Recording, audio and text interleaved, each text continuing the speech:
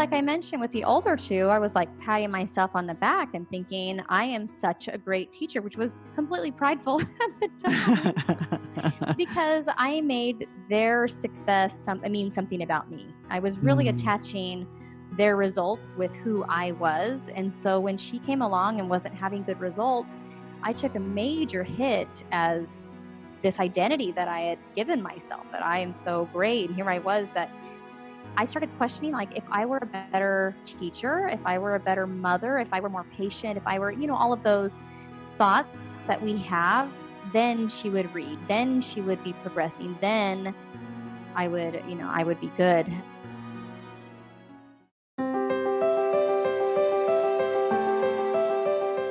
Welcome to Stories of Hope in Hard Times, the show that explores how people endure and even thrive in difficult times, all with God's help.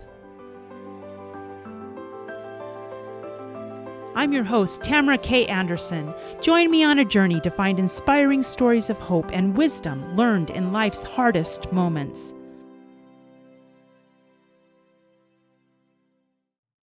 My guest today is the mother to 4 amazing children and has been married for over 18 years. She has been homeschooling for over 12 years and loves being able to do that. She is a voracious reader and has an ongoing goal of reading 100 books each year. She loves learning and teaching. She is a teacher at heart, either at home, in church, in music, and in her career as a life coach, and finds it a blessing to be able to uplift and help others end their suffering. I am pleased to present Hannah Coles. Hannah, are you ready to share your story of hope? I am ready. Let's do this. Awesome. Let's do it. You're right. Before we dive in too deep, I just have to ask you about your goal of reading 100 books every year. I mean, that sounds astronomical. So why don't you tell me where you came up with that idea, and maybe tell me one of your favorite books that you've read. I would love to. So it's not really my idea. I can't own that. I heard an interview, and I can't remember who the author was, but it was a really famous author. And he said that for him to get ideas and just where his ideas come from is that he sets a goal to read 100 books a year. And it wasn't really anything deep at the time. I just thought, that sounds kind of fun. I want to try that. And so for the last 8 years, I have made that my goal. Sometimes in December, I get a lot of reading done. I want to try and catch up and make sure I hit my goal. But I've been doing it for about 8 years, and it has just profoundly blessed my life. It stretches me and gives me kind of a measurable goal to make sure that I stay accountable and that I keep reading. I do love reading all kinds of things, uplifting things. I read a lot of nonfiction and fiction alike. The only thing I tend to steer away from is anything dark or scary. That's not really my scene. But yeah, I read a lot. I love reading. That's awesome. Favorite book? Or I'm sure it's hard to pick it down just to one book. So one of your favorite books. How about that? That is really hard. So I'm going to have to go with the book Wonder. Now, Wonder, it's actually a middle grade book, but it just absolutely touched my heart, and I cried the good cry several times in that book. I also really liked, what made me pick up the book in the first place is on the radio station, they were interviewing the author, and what piqued my interest was she wrote the book off of an experience she had with her daughter. She took her daughter, I think it was her child, to like an ice cream shop, and at this ice cream shop, there was a boy that had severe deformities. And her daughter started asking questions and noticing that this child looked different than everyone else. And the mother just went beet red and didn't know what to do. And so she thought she was being polite and raced her child out of there so she wasn't drawing attention to this child. But as she was reflecting afterwards, she realized that she just taught her daughter that when you see people that are different than you, then you pick up your stuff and you run.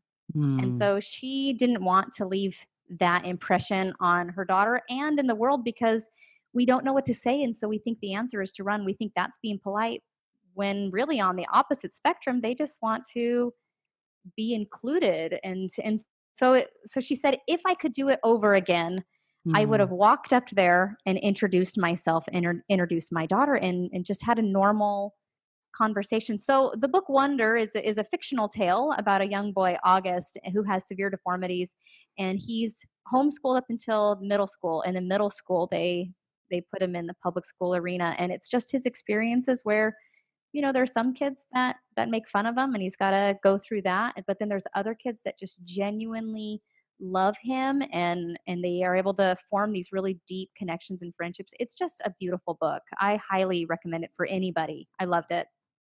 Oh, that's fantastic. Thank you. I think they just made a movie out of it, They didn't they? did. Julia Roberts, Owen Wilson. It's a Yeah. really great movie, but the book's always better. So read that one. Always. Always, always. I totally agree with that. Well, thanks for sharing that. And what an amazing goal. I probably could read 100 fun books every year. In fact, I'm sure I probably do.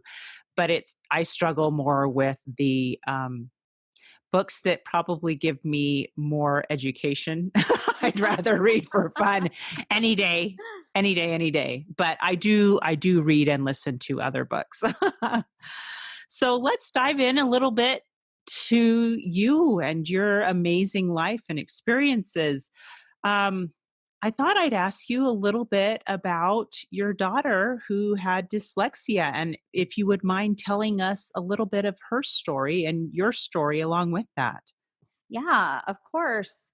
So I'm going to give you a little bit of a background with that. My daughter that has dyslexia, she's the third child, and so it in my four kids, it goes girl, boy, girl, boy. So when my daughter was born, my oldest, of course, she had one-on-one attention, and so she was reading really early, and everything was fine and normal and advanced. And then my son, my second, he started reading when he was 3, like reading. He finished all the Harry Potter books by the time he was 6 years old. Oh my heck. And so I'm thinking that this is normal. Like, this is just how it is. I'm giving myself a pat on the back that I'm this amazing teacher and mother and homeschooler. And then my sweet daughter comes around. And so at age 3, I'm like, whoa, we're behind because we're not reading. So I started her really early, learning phonetics and doing all of those things that I did with my other children. And then age 4, and then age 5, 6, 7, 8. And we're still really struggling to even read, at her first grade level. And it Hmm. was to read, I remember just really wanting to pull my hair out, and I was thinking, what is wrong? This can't be right. And is she just being lazy? Is she not trying? What's happening here?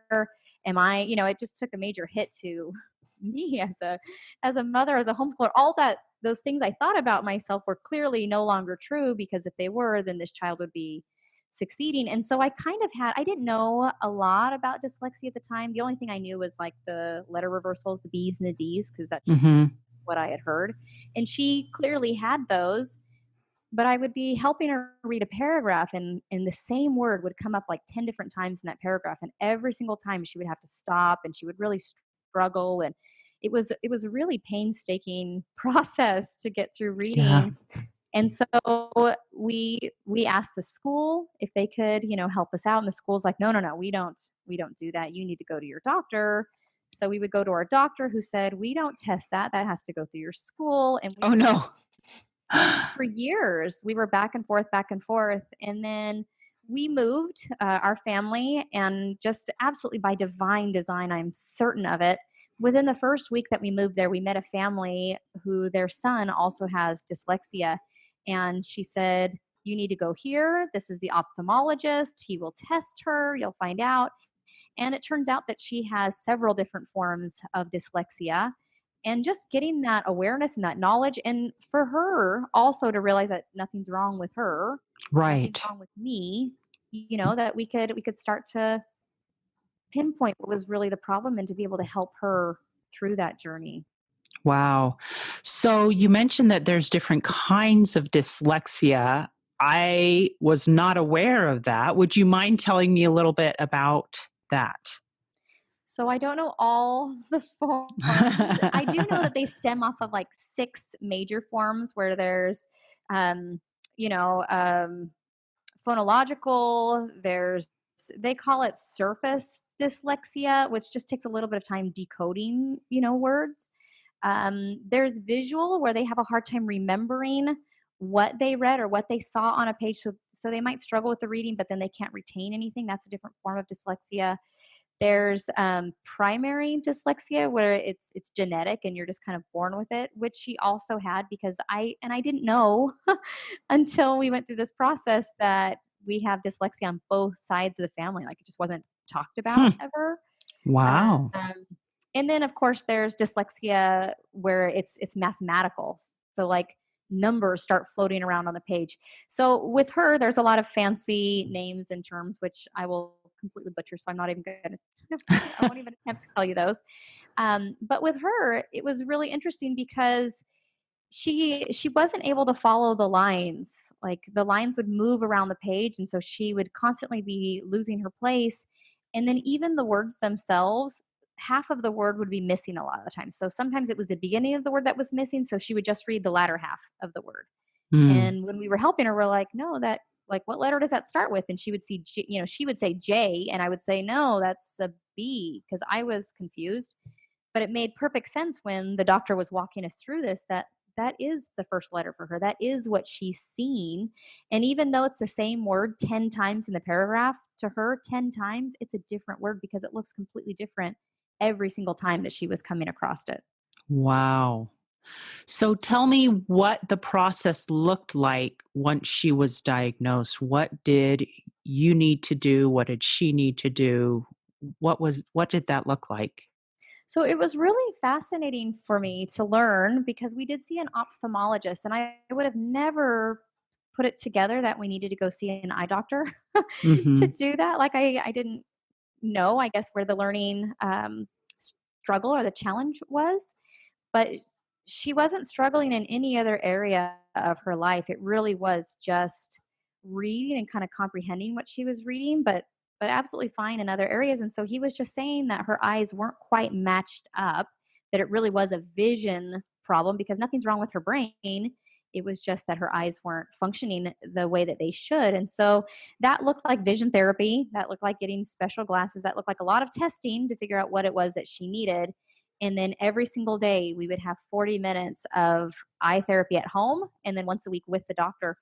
So we would do 20 minutes in the morning and then 20 minutes later on in the evening with different eye exercises to kind of align her eyes. And then through that process, the more her eyes did change and start to come together, that meant different glasses. And the glasses she didn't need to see, it was only when she was decoding words. Mm. And so she didn't need her glasses to, play sports or to be at home or anything like that. She only needed them for screen time and for reading, where she really needed to narrow in and focus on what those words and letters were saying. Wow. So, how is she doing now? Amazing. She still struggles. She has an IP. Even though we homeschool, we go through a charter school, so we still have a lot of those resources and meetings, which is really Mhm. good still. But she once we got her diagnosed and once it helped me to understand what she was struggling with, I became a different parent and a different teacher when I was helping her. And Mm. so it left, even though she never vocalized it, or maybe she didn't even know quite what she was thinking and what she was experiencing, when we had that diagnosis, she was finally able to let that weight off her shoulders and think, okay, nothing's wrong with me. There is just something, just like we would with any ailment. We have a circumstance, and now what are we going to do with it? And so with the eye therapy, with the confidence that she was able to gain through having these different thoughts and knowing this portion of her identity, or where she was at that time, she's reading amazing, and she would volunteer to read. Like at church, Wow. they would ask, who wants to read the scripture, and her hand would, fly up in the air, which before she would have never done that because she thought that, something was wrong or different with her. Wow. So complete change Oh, once yeah. she got the proper diagnosis, once she got the Yeah. proper help. So it is possible to progress and learn and grow even with something like dyslexia. So what we heard, And I don't, our doctor told us this amount, or information, I should say, because we did get her diagnosed. We finally got her diagnosed when she was about 8, Mhm. and she's 10 now. So we've been working on it for 2 years. He said that if it's before the age 11 or 12, that it can actually be completely reversed, which was really hopeful for Really? us. So I do know that people struggle with it through their whole life.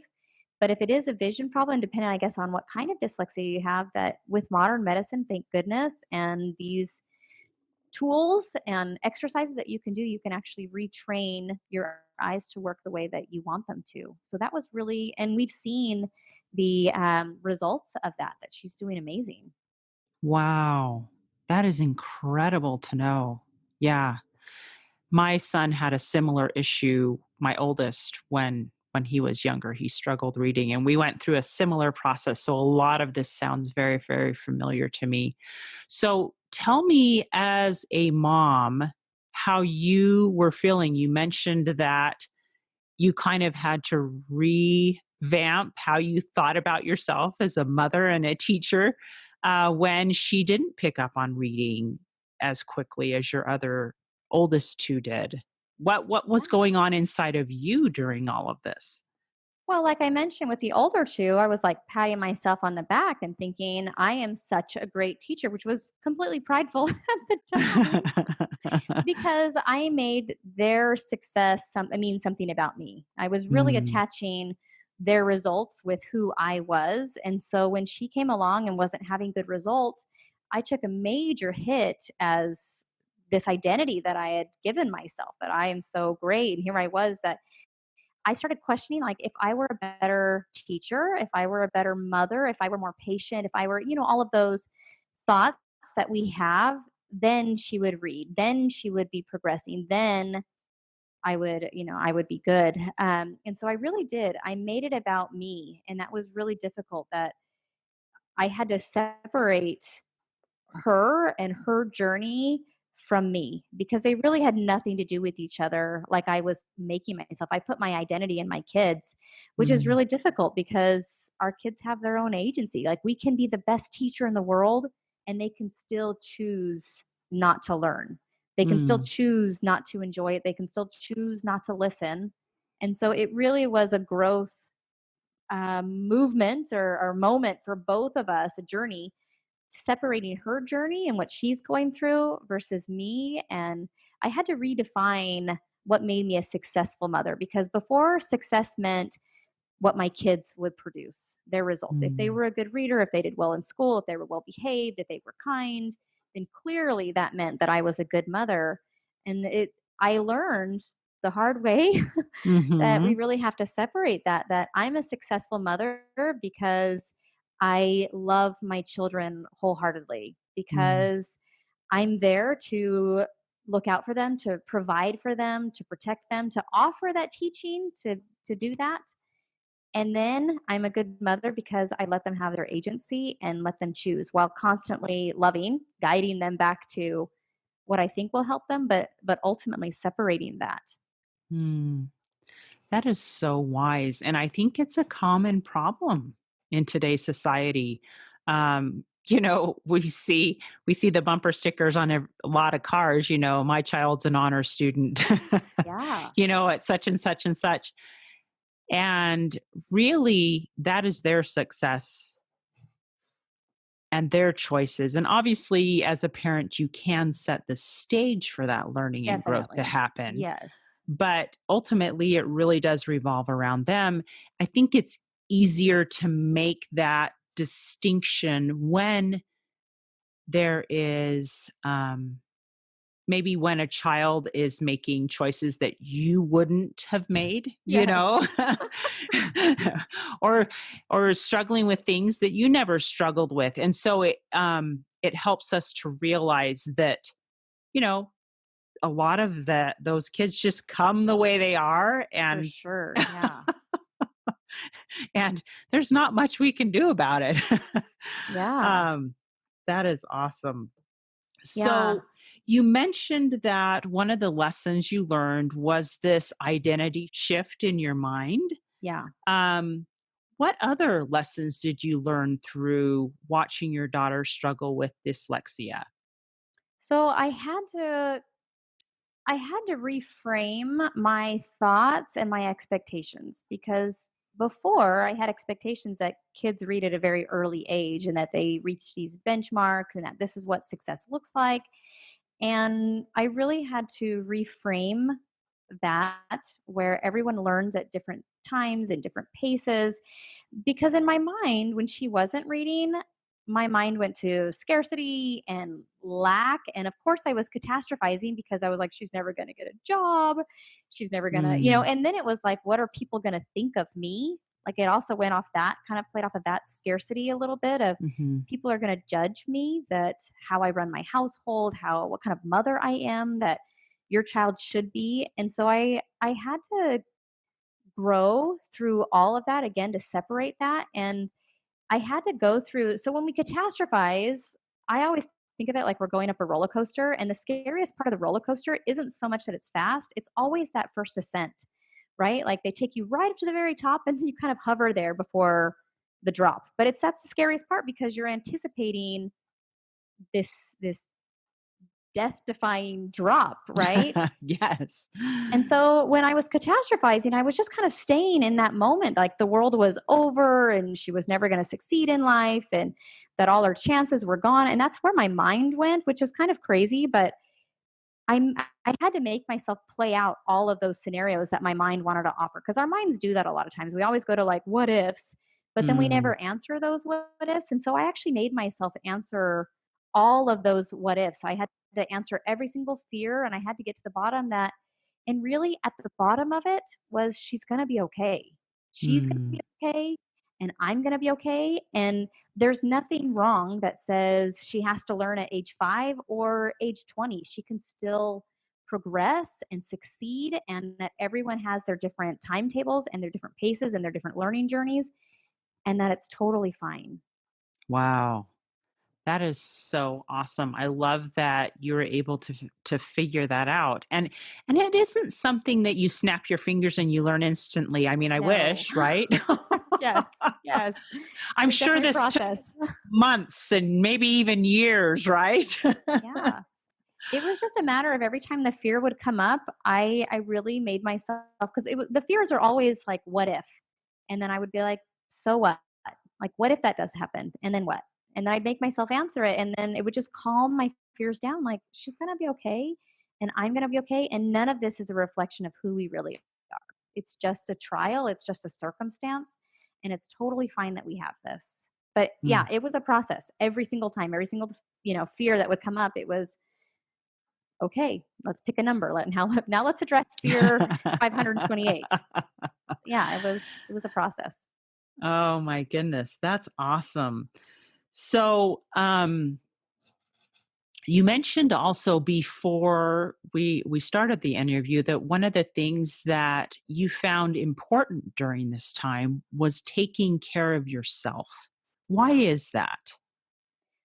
When I wasn't so when I was showing up from a lot of fear and lack, it's because I wasn't taking care of myself. I wasn't listening to my fears and my anxiety. And so when I showed up to teach her, to read with her, to be with her, I was projecting all of my fears onto that. It showed up in my neediness to have her read in a certain pace, to understand things, to read the word, because it was really my insecurities coming out through all that. Mm, So when I could take care of myself and when I could answer all those fears and our fears, those thoughts are really like a toddler that will not stop. They're very incessant until you acknowledge them and address them. And then, they can go on their merry way. So I really had to get in that space. And then the other thing that was really helpful to me in that journey of being able to take care of myself first is, again, I'm sure everyone's heard this analogy. If you really can't pour from an empty bucket, so I mm, had to give that to myself, and it was hard. It was a very difficult journey for me and for her. And I needed to acknowledge that. I wanted other people to acknowledge that. I wanted my husband to come home and understand and be like, whoa, I understand your day was so hard. But his day was hard too. And everyone else's days are hard. And so no one was seeing the struggle that we were, tackling every single day. And it was eating away at both of us. And so we had to get to a space where we could see and notice and appreciate ourselves.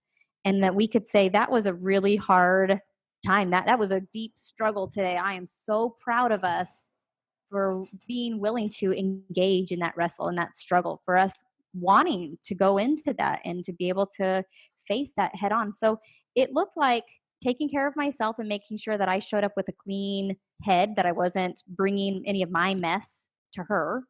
And then it Mhm. also looked like validating and appreciating and noticing all those little things that we want other people to thank us and validate us and give us high fives for, and learning to give that to ourselves. It makes such a difference in how you show up. Yeah. So what things did you do to fill your bucket?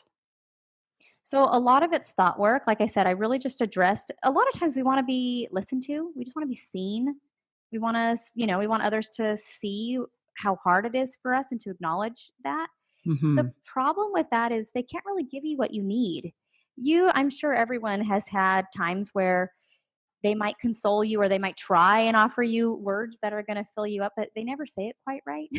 Yeah, Because they that's don't true. know, they don't know what you need, and I was the only person that knew that.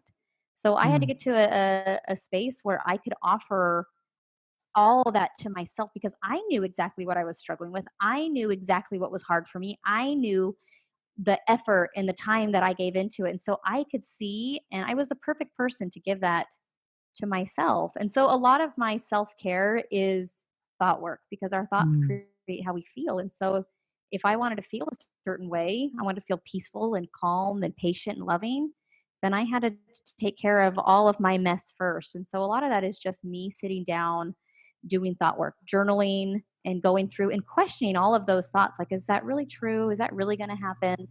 And so that's what thought work is. That's Hmm. what self care and filling my bucket looks like. So journaling, addressing the fears and the issues that come up. Is this something that you prayed about at all? Let me ask you that. Yeah. Yeah. Yeah, I heard once, it was by, I think, Gordon B. Hinckley. They asked him how many times a day, how many times a day he prays, and he said only once, because it really is just this all day conversation. It Mm. really was like that for me as well, but it was a constant looking in and knowing that he knows me and what I can offer and what my challenges are and what my limitations are, and knows her and exactly what she's struggling with. And so it was a constant conversation of, how can we how can we improve? What can we do better? How can we feel what we need to feel so that we can overcome this? And are we supposed to overcome this? Is my expectation what his expectation is? And can we align Mm. our vision? So yeah, it was a very much a huge portion of all of this, that personal revelation and that comfort that, we got from his answers and his love, and just that the biggest thing through it all was just this feeling of certainty. Like, I wanted to make fears a lot of it because I couldn't see the how, I couldn't see the end of it, but there was always this comfort that it was all going to be okay. I just didn't know Mm. how, and I really wanted to know how, but he was just constantly providing that assurance that there's light at the end of the tunnel. Like, this is a tunnel, it's not a cave. It's going to be okay. Right. And it is that learning to trust that God knows how things are going to turn out, and he gives you that peace, like it's going to be okay. But you're right, sometimes we're like, but can it be okay, like right Now? now? Yes. Yes. Yeah, that was another lesson, that like his time frame is very different than my time frame. Darn it. Oh my goodness. And that is hard. That is hard to be able to say, God, I trust you with this. I trust your timetable. When, as mortals, we are really impatient, you Yeah. know? Well, we're working on a finite, time frame, and that's really what I was, because I was like, at the end of grade 2, she should be here at the end of grade 3, and that's where I was coming from, but to God who's infinite, like, there's an abundance of time. It's Mm, all going to work out. It always does. And so that was hard for me to let go of my finite perspective and to embrace his infinite one. But it was such a yeah. blessing. Yeah. Oh, that's fantastic. I love that. Um, and you mentioned one final lesson that you wanted to share. Love is the answer. Tell me Yeah. about that. I truly, truly believe and I teach that love is always the answer. We show up as our best selves when we're stemming from love because fear and lack and scarcity, they're not encompassed in love. Love is all certainty and hope and a surety and just encouragement and all of that. And so when I would show up from love instead of from lack, it just made all the difference. And it helped me to stay present and not distracted because when you really truly love whatever that is, your child or that moment, or you give your whole attention to it, you want to just be with it and be present with it. And so I wasn't distracted with anything else or wanting to be anywhere else. When I was motivated with love, by love, it was all about her and what she needed, and as her mother, that I could offer her that. And then also motivated by love with me, that Mm, I could let go of the worldly expectations of what things should look like and to really just embody the abundance that God offers. So yes, love is always the answer. It mm. feels so good. It's the It best does, feeling. doesn't it?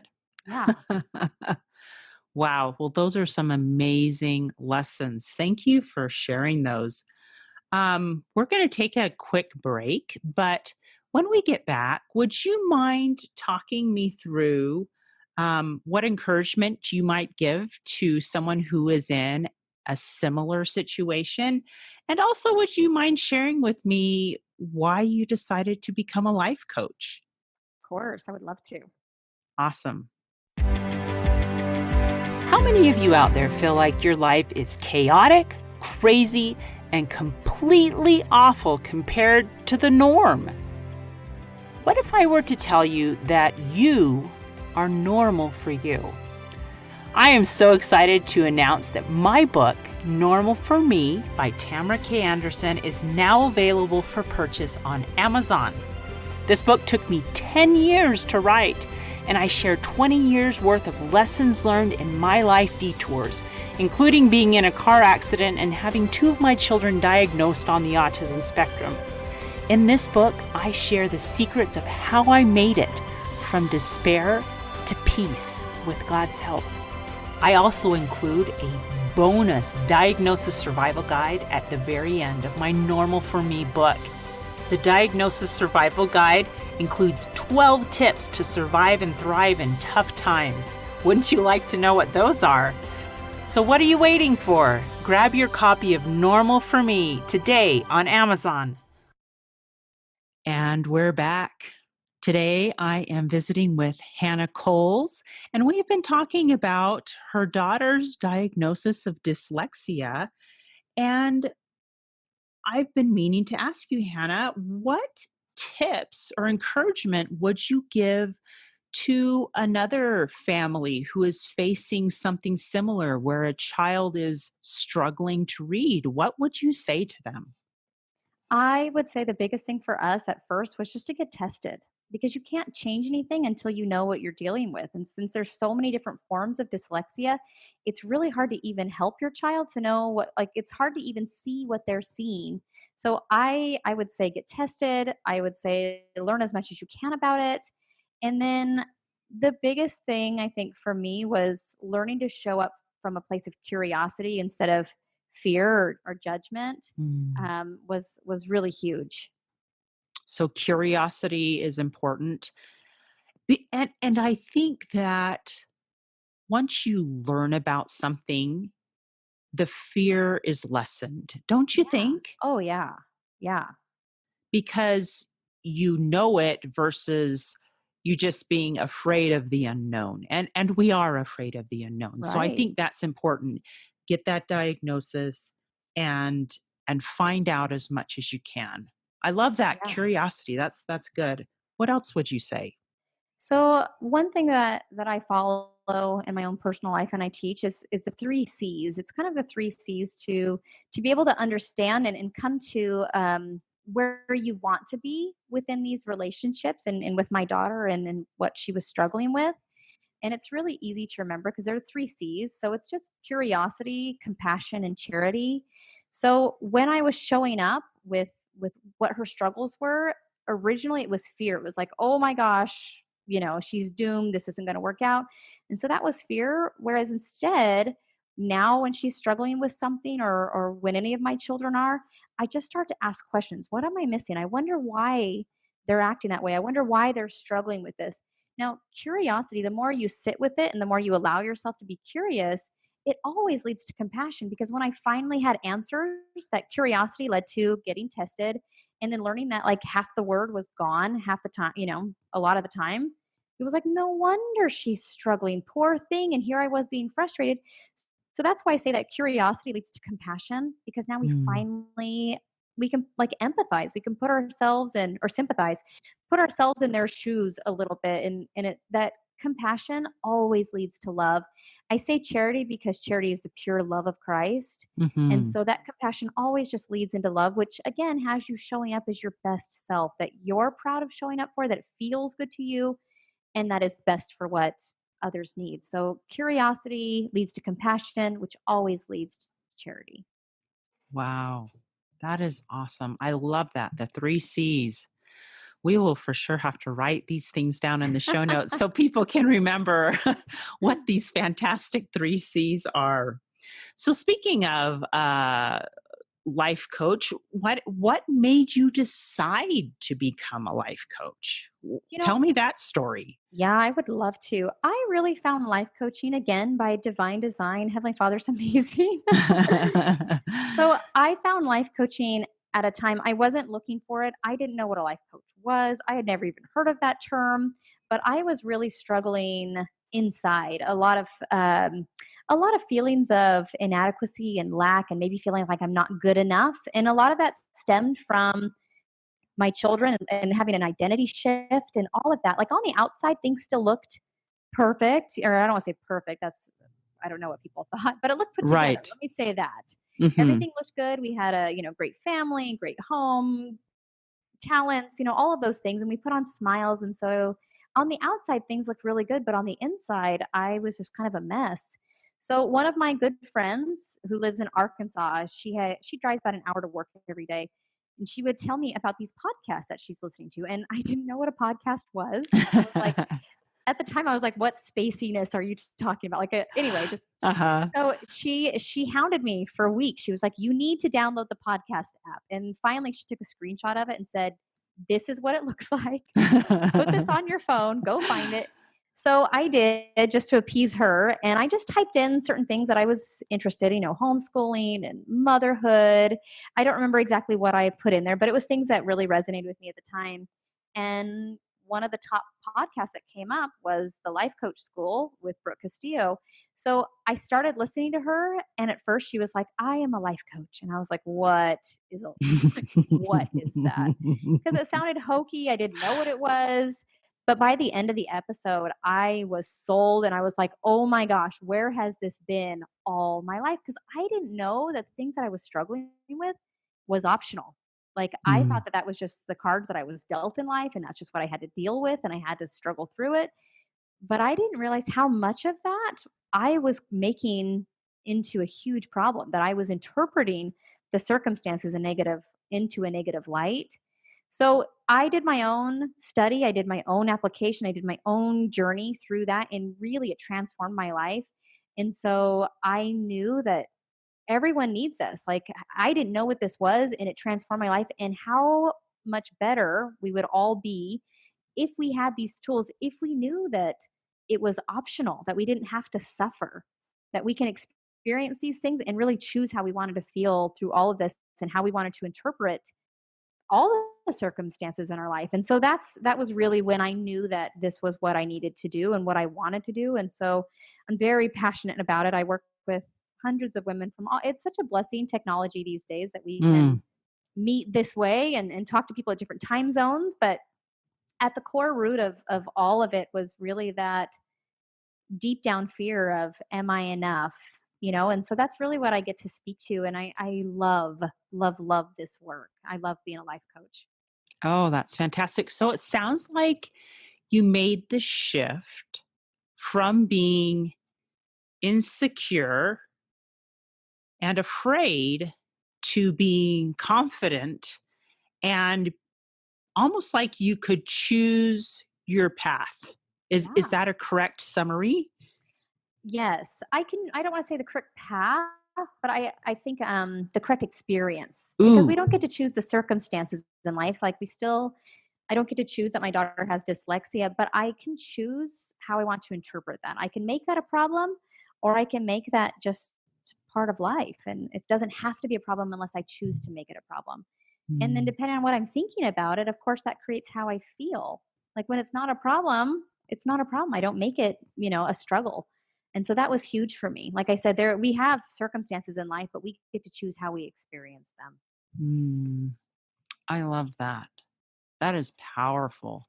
And what an amazing work that you're doing. That just sounds fantastic. The lives that you can impact because you made a change first, Yeah. right? I know. I needed everything, every struggle, every tear. I needed all of that to get me to the point where I was ready. Like I was a vessel that could hold this next portion of my life. So I'm really grateful for all of it. That you can count it all as joy.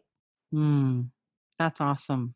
I know I think I look back on my struggles the same way now, but I tell you what, at the time it was not joy. Oh yeah, no, no, no, no. It was just pain, struggle, not fun. No. So I guess the message there is if you are struggling, it will not always be that way. Yeah. Yeah. I know Heavenly Father will always find a way to make it work towards your good. Mm, So there's always hope. that's awesome. Do you have a favorite Bible verse that has resonated with you through all of your ups and downs? Yes, I do. I have several. And Hey, they there you change at go. different seasons in your life, but this one's Right? pretty much yeah. This one's my consistent one. It's from Second Timothy, and it's Second Timothy 1:7 that says, "For God hath not given us the spirit of fear, but of power and of love and of a sound mind." And it's been such an anchor for me, because anytime that I'm fearing or I'm afraid, I have to realize that that's not from God, because God doesn't give us that. He gives us power to overcome our struggles and our challenges.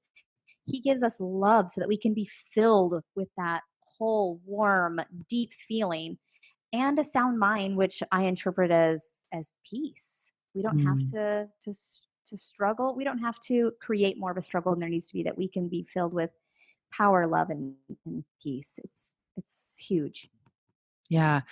Are these things that you say to yourself? Like, it, do you do affirmations and remind yourself of that you have power, love, and peace in yourself, or how were you best able to internalize those things? There's a lot of ways that you can incorporate that, and everything that you want to learn has to come from a form of practice. Like everything we do is practicing, including the thoughts that we choose to think. So I actually have an app on my phone with this scripture that pops up 5 different times a day. And so when I Really? see that, yes, it's been so good, because then it helps me to focus, and I'm like, oh yeah. And if my thoughts are kind of trailing off in a direction, I'm like, that's right. And then I can reframe and I can refocus, and then I can stay in line with my focus and where I want to go. So I don't Wow. derail too far. Right, Maybe I need it right. more, but 5 is good right now. 5 is fantastic. Okay, you have to share what app that is because I know there's somebody other than me going, "How do I do that on my phone?" Yes, it was a free app. It's just called Ponderize. So the gist behind that was, in the scriptures, a lot of times it tells us that we need to ponder, which denotes more than just thinking about it, but really sitting with it. And then the rest of it, arise, is like memorizing. So you get to Oh, ponderize. You get to ponder it at the same time you're practicing it and memorize it and thinking it. So yeah, the app is Ponderize. Go find it, because cool. it's and you can set up your own how many times a day you want and what scripture you want. But it's been awesome for me. Oh, I love that. And that way you are remembering what you want God's message to you to Yes. be several Yeah. times a day. Okay, I'm totally doing that. Oh my goodness. So, what other resources besides your fantastic Ponderize app would you share with people? Do you have any books that are favorite books, or what resources would you share with us? Yes, so many. So books. Obviously, I love books and reading Right? because, yes, it's just another perspective and expert advice. One of my favorite books, which is a huge resource no matter what journey people are on or what they're struggling with or what their trial is right now, was the book Mindset by Dr. Carol Dweck. She's incredible. She is a professor, was a professor over at Stanford. She taught psychology there for many years at Stanford University, and so she is really the genius behind the growth mindset, fixed mindset concept. Mm-hmm. And I had learned that in school, that the fixed mindset is, I can't do this. And the growth mindset is, I'm going to figure out how. But in this book, she goes into great depth in how this shows up in different aspects of my life and in my kids' life and in my, just my circle, so that I can just start noticing the thought pattern that I'm thinking and where I'm coming from. And also that, again, there's a way out and a way up. Like if I can't figure this out, how many times have I tried? And it's always just, it's future focused. There's always a way. Everything is figure outable. I love what Audrey Hepburn says, where nothing is impossible. She says the word itself says, I'm possible. Oh my So, gosh, I love isn't that that. good? I love Audrey Hepburn. So yes, if you have not read Mindset, again, no matter what age, season, circumstance, situation, background, this book will change your life. It's so good. Oh, okay. I'm totally going to have to read that too. Even though it's not a fantasy book, which is my favorite genre, but I will read Mindset. And we will put links to these in the show notes for sure, so that those of you who are driving or doing laundry or something like that can keep doing what you're doing and still find these resources in the show notes. Hannah, before we go, is there a way that people can reach out and contact you if something you have said has just really resonated with them? How do we get a hold of you? How do we find you? Yeah, of course. So I have a website. Of course, they can come and check that out, which is www.thecatalyst.coaching.com. Don't forget the ING. I have a podcast that offers free life coaching resources. So if there was a concept that they want to hear more of, they can dive, a little deeper with that. And of course, I'm on social media. I'm on Instagram and Facebook, that I would love to connect and hear what people have to say and what they think and answer questions. So I love connecting with people. People are awesome. That is fantastic. And on Facebook, you're Hannah Coles. And on Instagram, you're the Catalyst Coach, right? Yep, that's right. Very good. We will put that in the show notes as well. Well, Hannah, this has been so fun to sit and visit and chat. Are there any final tips you want to share with us before we go? Yeah, I would just say that there's always hope. There's always light. There's always, everything is figure outable. Even if it feels like it's dark and it's heavy and what the trial is, there is light. We just have to find it. It's just like failure, that we think that failure is the end, that I failed. But failure is just information. It's just like, okay, that didn't work. And now what? There's always a now what. There's always progression. So I would just say, hang in there, invite God into every aspect, have that one prayer all day long, and just keep talking to Him and invite that personal revelation, and just keep going, keep on keeping on. You can do this. That is a perfect way to end. Thank you, Hannah, for sharing your amazing wisdom with us today. This has been so much fun. It has been. Thanks for having me. I loved this. Hey, thanks so much for listening to today's show. I know that there are many of you out there that are going through a hard time, and I hope you found things that have been useful today as you listen to the podcast. If you would like to access the show notes from today's podcast, visit my website. It is storiesofhopepodcast.com. That is where you'll find favorite quotes from today's episode and shareable memes. And those are fun because you can share them with your friends on social media. You will also find the links mentioned throughout today's episode, so you don't have to remember what those were. and also all the tips that were shared. Sometimes tips are shared so much throughout an episode you forget. What were those great things? So go to the show notes, storiesofhopepodcast.com, to look up these fantastic resources. You know, if someone kept coming to mind during today's episode, perhaps that means that you should share this with them. Maybe there was a story shared or a tip that they really, really need to hear. So go ahead and share this episode with them. May God bless you, especially if you are struggling, with hope to carry on and with the strength to keep going when things get tough. Remember to walk with Christ, and He will help bear that burden. Above all else, remember, God loves you.